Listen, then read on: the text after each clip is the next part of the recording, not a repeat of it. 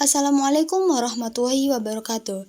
Perkenalkan, nama saya Ica Rifatus Solihah dengan NIM 211101040003. Di sini saya akan menjelaskan pembelajaran tematik yang bertema tentang fotosintesis dan transaksi dalam kehidupan sehari-hari. Fotosintesis merupakan proses yang dilakukan oleh tumbuhan untuk menghasilkan energi nutrisi dengan memanfaatkan cahaya matahari. Bagian tumbuhan yang berperan dalam proses fotosintesis ada 3. Yang pertama yaitu akar, berfungsi sebagai menyerap air yang mengandung unsur hara dan mineral dalam tanah. Yang kedua yaitu batang, yang berfungsi sebagai mengangkat garam dan air mineral dari akar ke daun untuk proses fotosintesis. Yang terakhir yaitu daun, sebagai tempat berlangsungnya fotosintesis.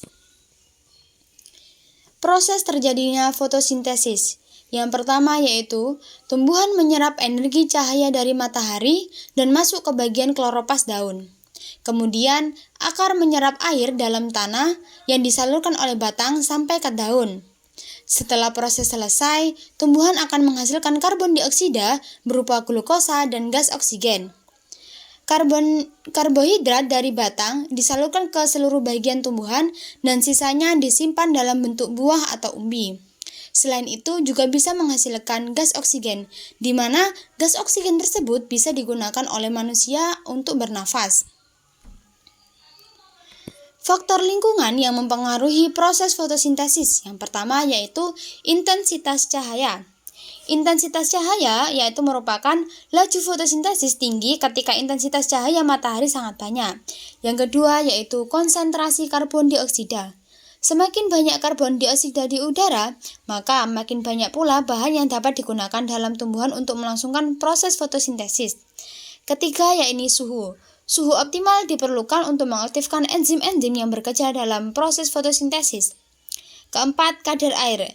Kekurangan kadar air akan menyebabkan stomata menutup sehingga akan menghambat penyerapan karbon dioksida. Kelima yaitu kadar fotosinta. Hasil fotosintesis, jika kadar fotosintanya berkurang, laju fotosintesis akan naik. Yang terakhir yakni tahap pertumbuhan, di mana tumbuhan yang baru tumbuh memerlukan banyak energi daripada tumbuhan dewasa. Maka dari itu, seringkali kita temui bahwa tumbuhan-tumbuhan awal atau bibit awal seringkali prosesnya sangat lama daripada tumbuhan yang sudah tumbuh beberapa minggu. Kemudian pengertian transaksi. Transaksi merupakan bentuk kesepakatan antara pembeli dan penjual, sebagaimana pengikat dari pertukaran barang, jasa, dan lainnya. Kegiatan transaksi seringkali dilakukan oleh semua orang, seperti kegiatan membeli bunga, membeli sayur, membeli pakaian, membeli baju, dan lain sebagainya.